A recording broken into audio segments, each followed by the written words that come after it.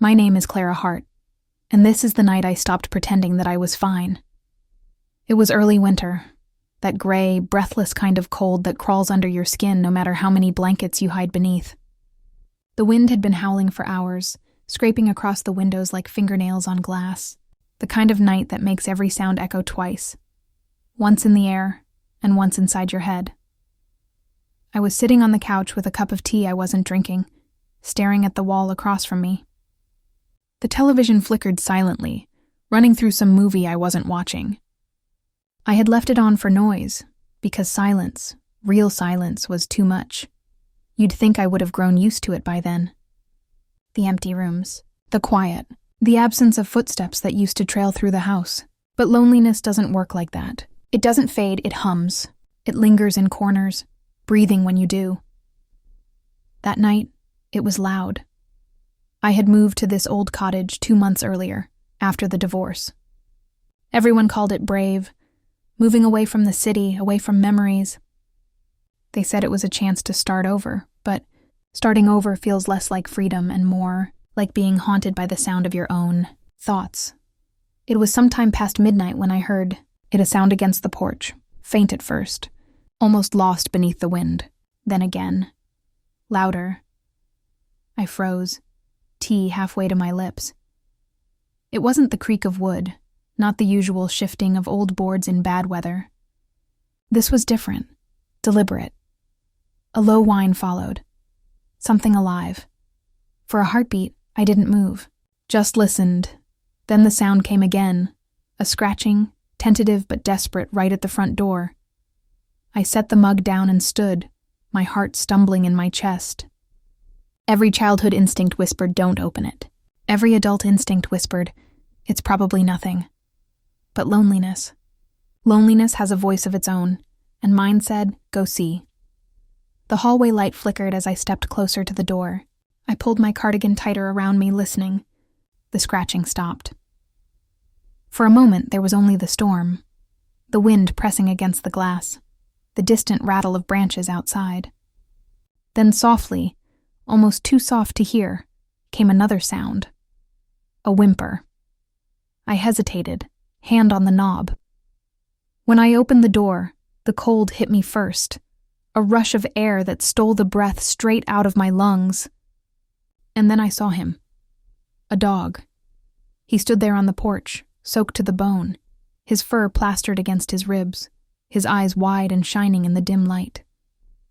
He wasn't large, a medium-sized mix, maybe, but something in the way he looked at me stopped everything inside of me. He didn't bark.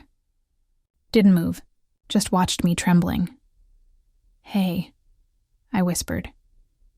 He lowered his head slightly, like he was ashamed of being seen.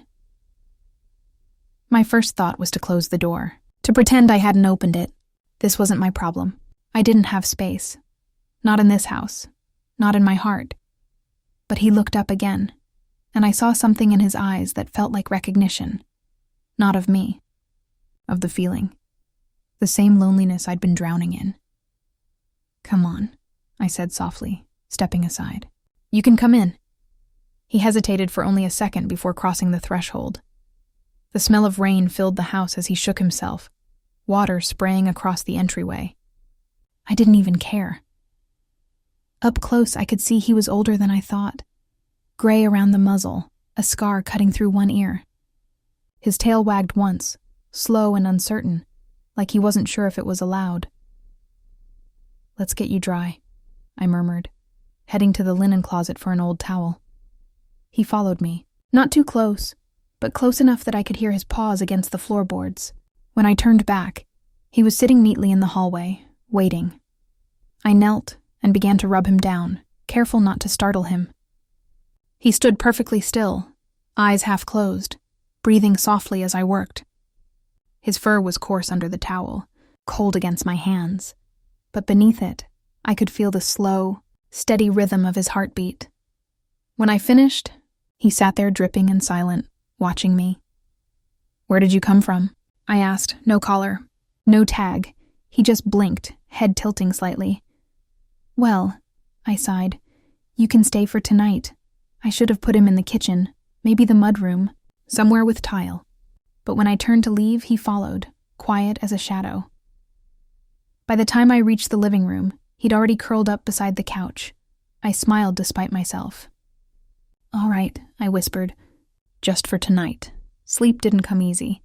I kept waking up to the sound of rain against the windows, to the faint shift of weight from the floor below.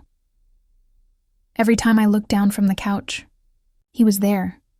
At one point, I must have drifted off completely. I woke again to silence. Not the kind that feels empty, but the kind that feels full.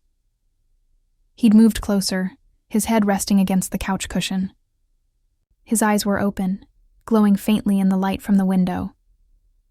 For the first time in months, I didn't feel alone. In the morning, sunlight cut across the floor in long, golden stripes. The storm had passed, leaving the air clear and sharp. I stretched, blinking against the brightness. The dog lifted his head, ears perked. When I met his eyes, his tail thumped softly against the floor. "Good morning," I said, smiling.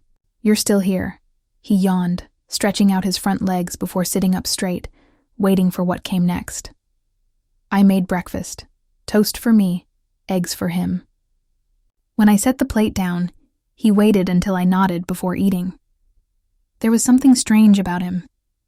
Not strange in a bad way, but deliberate, controlled, like he was used to listening for cues. "Someone trained you well," I murmured. He looked up mid-bite, ears flicking at my voice. I don't know why, but the gesture made something tighten in my throat. The days that followed blurred into each other. I called him August. I don't know why. Maybe because he carried the same warmth and sadness that comes with the end of summer. He never barked. He followed me quietly through the house, his presence constant but unobtrusive. If I worked at my desk, he'd lie in the doorway. If I cooked, he'd rest near the fridge, close enough to see me but far enough not to be in the way. At night, he'd wait until I turned off the lights before settling down beside the couch. Each morning when I woke, he'd already be watching, calm, patient, as though he'd been awake for hours just waiting for me to move. I should have looked for his owner. I told myself I would, tomorrow, next week, when I was ready. But I wasn't ready. Not to lose the first real piece of company I'd had in months. So I didn't. One evening, I found him by the back door, staring outside. The sky was deep orange, the light softening everything it touched. I crouched beside him. "What is it?" He didn't look at me, just kept staring. Through the glass, the yard stretched out. Wild grass, overgrown hedges, the fence at the edge of the woods. The world beyond it was quiet. Then I saw it, the faintest movement among the trees. A fox, small and silent, slipping through the undergrowth. August's ears twitched, but he didn't move. He just watched until the fox disappeared, then turned to me and pressed his nose against my hand. For some reason, that simple gesture brought tears to my eyes. It wasn't about the fox. It was about recognition, that feeling of watching something beautiful you can't hold on to. I realized then how much he had changed the way I existed in that house. The rooms didn't echo the same way. The air didn't feel heavy. The quiet wasn't cruel anymore. By the third week, I stopped sleeping on the couch. He followed me to the bedroom that night, hesitant at first, then certain. I left the door open. When I woke in the dark hours before dawn, I could hear his breathing, and steady, slow, right beside the bed. The sound anchored me. For the first time in years, I wasn't waking to absence, but loneliness has a strange way of testing. The things that make you whole. It was late February. When the knock came, I wasn't expecting anyone. I had just finished painting, something I hadn't done since before the divorce. The air still smelled of oil and turpentine. August was lying by the fire, eyes half shut, lost in some quiet dream. When the knock echoed again, he lifted his head, alert but calm. I wiped my hands on a rag and went to the door. A man stood there, tall, wearing a heavy coat, his face drawn tight from the cold. "Sorry to bother you," he said. "I live down the road. I'm looking for a dog. My heart sank before he even said it. Black coat, scar on the ear? He asked. I hesitated. Yes. His expression softened. Relief, grief, something in between. That's him. His name's Cooper. He's been missing since the storm last month. I didn't speak. My throat felt too tight. Can I see him? He asked gently. I stepped aside. August, Cooper, came forward, tail wagging once before pausing halfway. Recognition flickered in his eyes, followed by confusion. He looked between us, uncertain. The man crouched.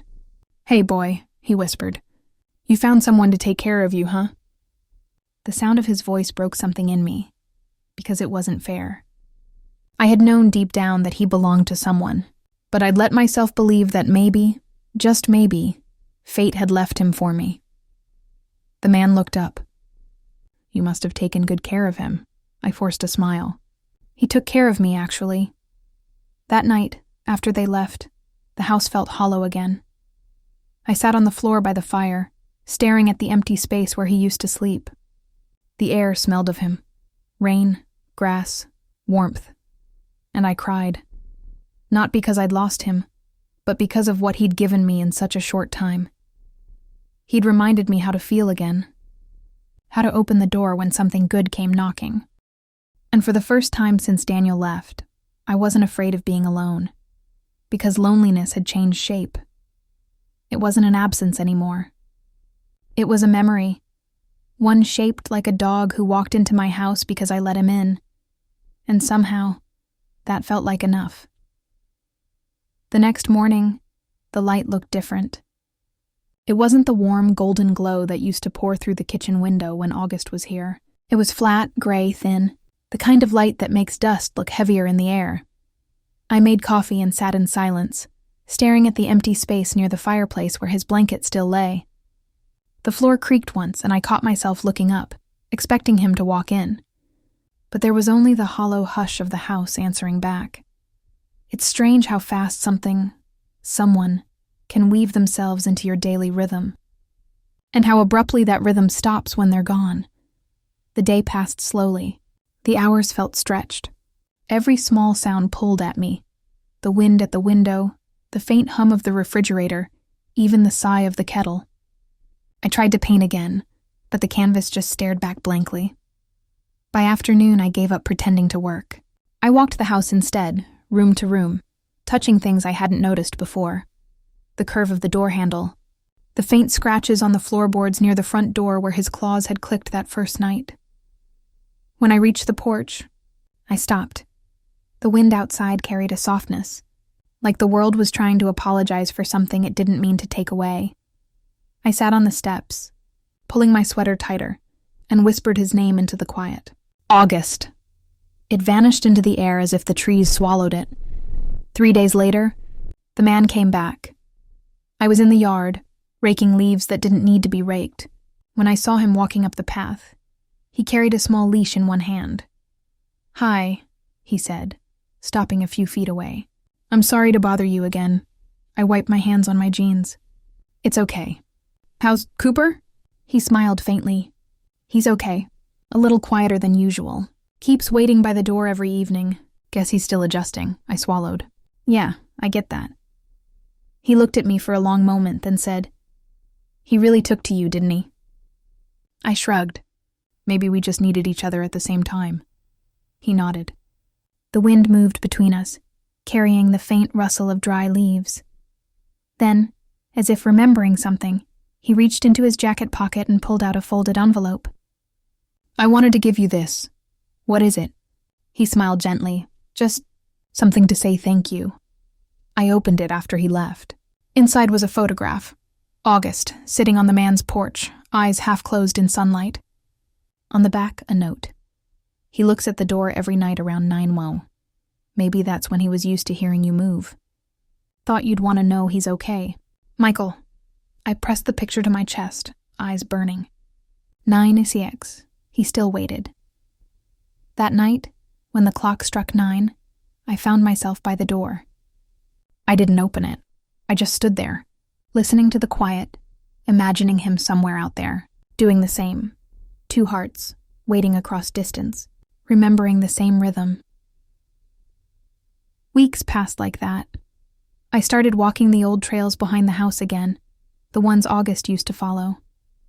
The air was turning colder, the leaves losing color, but I found comfort in the small sounds, the crunch beneath my boots, the whisper of branches above. One afternoon, I stopped by the creek. The water ran clear and fast, carrying bits of leaves downstream. I crouched by the edge and touched the surface. It was freezing, but it made me feel alive. That's when I heard it. A bark. Faint, but real. I turned, heart hammering. For a split second I thought I imagined it, but then, there it was again. I followed the sound up the path, breath-catching, the wind cold against my face. The trees opened into a clearing, and that's when I saw him. August.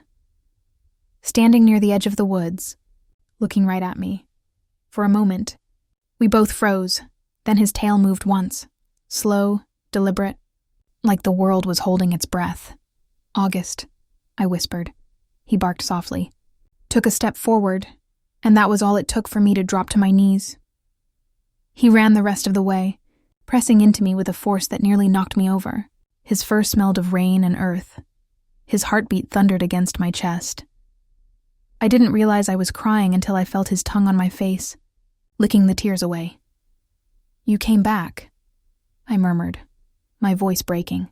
"You actually came back." He pressed closer, and for a moment, I forgot everything.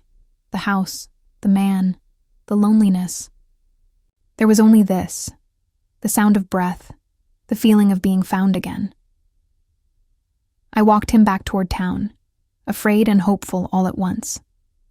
When we reached the road near the fence line, I saw Michael standing there, looking both surprised and relieved.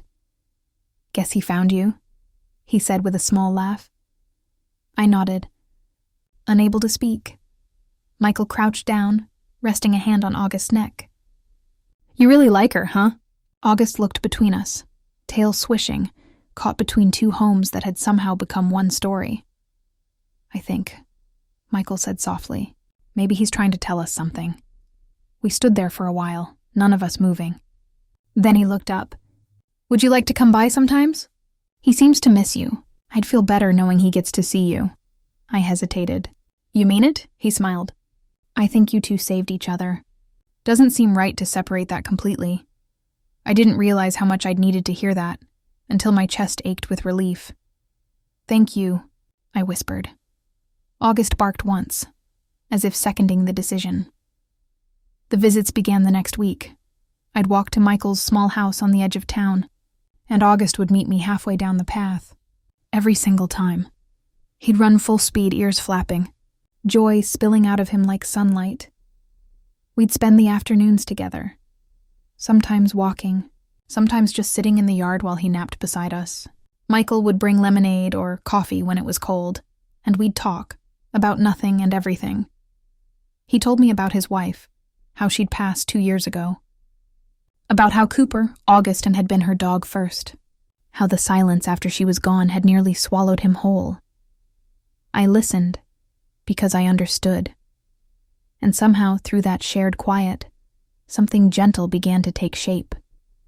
Not romance, not yet, just recognition. Two people stitched together by grief, by a dog who refused to let loneliness win. Winter crept in again. The air grew sharp. Frost painted the windows. But this year, it didn't feel like the same endless ache as before. Some nights, I still found myself sitting by the fire alone. But it wasn't a heavy loneliness anymore. It was softer, tempered by knowing someone else was out there, thinking the same things. And then there was August, still visiting, still watching over both of us like he'd taken on a duty he refused to abandon. Sometimes, when he stayed at my house, I'd wake in the middle of the night to hear him pacing by the window. He'd look out at the trees, tail moving slightly, as though he was making sure the world was still safe. Other nights, he'd curl beside me, head resting on the edge of the couch, breathing slow and deep. Those were the nights I dreamed again, not of the past, but of what might still come. One morning, after an early snow, I found Michael sitting on my porch, He smiled, his breath visible in the cold air. "I was just walking by," he said. "Didn't mean to intrude." I laughed softly. "You brought him back, didn't you?" He nodded toward the yard where August was rolling in the snow, tail wagging wildly. He wouldn't stay put.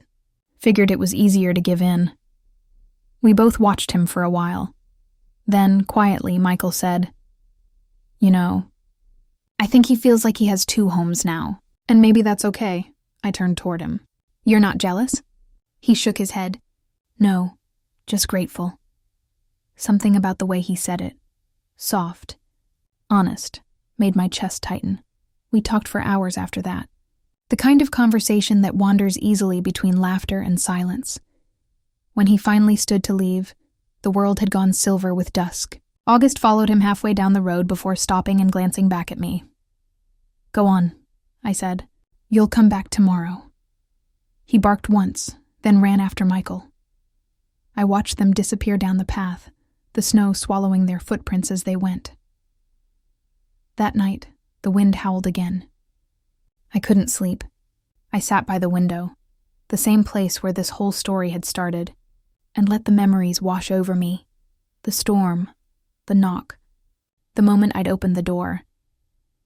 It was strange to think how something so small could change everything. The house no longer felt haunted by silence. It felt like a living thing, full of echoes, warmth, and waiting. I picked up my camera from the table. I hadn't filmed anything since the day he left. I pressed record. The screen glowed softly, reflecting my face. Older, calmer, alive. "My name is Clara Hart," I said, voice low but steady. "And a few months ago, I let a dog into my house because I was lonely. I thought I was saving him, but he was the one saving me. He found me when I didn't even know I was lost." I paused, glancing toward the empty rug by the fire. "He comes and goes now, the way love does. But that's okay, because I've learned that letting go doesn't mean losing. Sometimes it means making space for life to keep finding you." The fire crackled softly in the background. I smiled into the camera. "So if you're lonely, leave the door open. You never know what might walk in." I stopped recording and sat there, listening to the rain begin again outside, and for the first time, I realized it didn't sound like sadness anymore. It sounded like beginning. 2 days later, the video went online. I didn't expect anyone to see it, but people did, thousands of them. They left comments, stories, memories of their own small miracles. One message stood out. "I opened my door last night after watching this. A stray cat walked in. She hasn't left yet. Thank you." I smiled through tears, closing my laptop. Outside, the snow had started again. Soft, quiet, endless. I stood at the window, hands against the glass, and whispered his name one more time. August. Somewhere in the distance, a bark echoed back, and I knew this story wasn't ending. It was just changing shape. The bark lingered in the air long after it faded into silence. I stood there by the window, my breath fogging the glass, and for a moment I couldn't tell if I'd imagined it. The snow fell harder now, drifting in soft, slow spirals under the porch light. The world outside was swallowed by white, every shape blurred, every sound muted. Except for that echo in my chest. I pressed my hand against the glass. August. Maybe he was out there. Maybe not. But either way, the thought of him, alive, free, somewhere beneath that same wide sky, filled me with something I hadn't felt in years. Peace.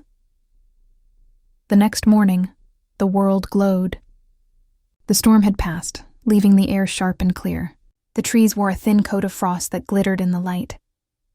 I bundled myself in my thick coat, pulled on my boots, and stepped outside. The snow crunched underfoot, each step small and careful. The sky was pale blue, and the world smelled clean, like the start of something. I walked to the hill beyond the yard, the one where August and I had taken our longest walks. From there, the town was visible in the distance, a patchwork of roofs, chimneys breathing smoke into the cold morning. And then I saw them. 2 sets of tracks in the snow. One small and neat, human. The other larger, uneven, pressed deep into the earth. I followed them down the hill, my breath rising in quick bursts, the cold biting at my cheeks. The path led toward the woods, then turned abruptly and looped back toward the edge of the creek. There, standing on the opposite bank, was Michael. He waved when he saw me. "Morning," he called out, voice carrying faintly across the frozen air. I smiled, lifting a hand in return. "You're out early." "So are you," he said, his breath visible in the chill. He woke me up, wanted to walk. And then, through the brush, I saw him. August. He was bounding toward me, snow spraying behind him, his tail high and wagging like the storm of yesterday never happened. He stopped just short of the water, staring at me with bright, waiting eyes. "You're going to cross that?" I teased. He barked once, then twice, as if challenging me to come closer. I laughed. "You always make me do the impossible, don't you?" The bridge was slick, but I crossed anyway, my boots sliding slightly on the ice. When I reached the other side, he pressed against me, whining softly before licking my glove. "I missed you too," I whispered. Michael smiled. "He's been restless all morning. Guess he knew you'd come." I looked up at the pale sky. He always knows. We walked for a long time that day, the 3 of us. The silence between us wasn't empty anymore. It was comfortable, full of small sounds. The crunch of snow, the occasional bark, the faint rhythm of footsteps. At one point, Michael said, "You ever think about how they find us? Like they know when to show up?" I nodded slowly. "I think they just listen better than we do." He smiled, his gaze soft. "Yeah, maybe that's it." When we reached the clearing near the woods, we stopped. The sunlight filtered through the trees, scattering across the snow in shards of gold. August stood in the center of it, the light haloing his fur. For a moment, I thought about that night he'd first appeared on my porch. Drenched, trembling, eyes full of questions I didn't have answers to. I thought about how easily he'd crossed the threshold, how quietly he'd begun to fix something I hadn't even realized was broken. And now, looking at him there, strong and sure, I realized something I hadn't before. He hadn't just found me. He'd built a bridge between 2 lost souls who might never have met otherwise. Over the next few months, Michael and I fell into a rhythm that felt almost inevitable. Some mornings he'd walk up to my porch with coffee and a smile. Other days I'd find him already in the yard, tossing a stick for August, while frost still clung to the grass. We talked about everything and nothing, the kind of conversations that don't need a destination. He told me stories about his late wife, about the years they'd spent in this town. I told him about the city, about the silence that followed the divorce, about the night I opened the door. Sometimes we'd laugh. Sometimes we'd just sit and listen to the world breathing around us. August would lie between us, content to be the quiet that held it all together. Spring came slow that year. The snow melted into streams, and the earth woke with the smell of rain and soil. I started painting again, not just the house, but outside. The fields, the river, the woods where the light hit the trees just right. One afternoon, Michael found me standing by the easel. He looked at the canvas, at the unfinished strokes of light and shadow. "That's the hill, isn't it?" I nodded. "The one from this morning," he smiled. "You've got his ears wrong." I turned, mock offended. "Excuse me?" He laughed, pointing at August, who was sitting nearby. "See? They tilt a little more when he's listening." I studied him. He was right, and just like that, a small laugh escaped me. "You pay attention," he shrugged. "He teaches you to." It was such a simple exchange, but something in it stayed with me. How easy it felt to share the quiet. How natural it was to exist in that space together.